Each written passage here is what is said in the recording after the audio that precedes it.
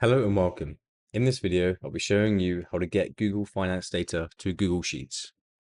So this is very straightforward. All you do is press the equal sign and then press Google, type in Google Finance, and you'll see the option there.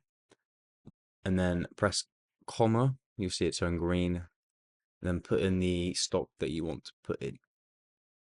And say I want to put in a Microsoft stock. Here's the name of the stock, NASDAQ. Then MSFT, that is what you want to put in here.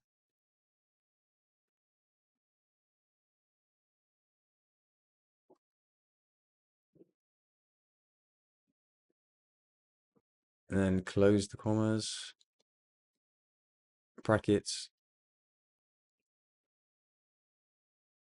and that will give you the current stock price in real time. Again, we'll do it again. Google Finance, SBD,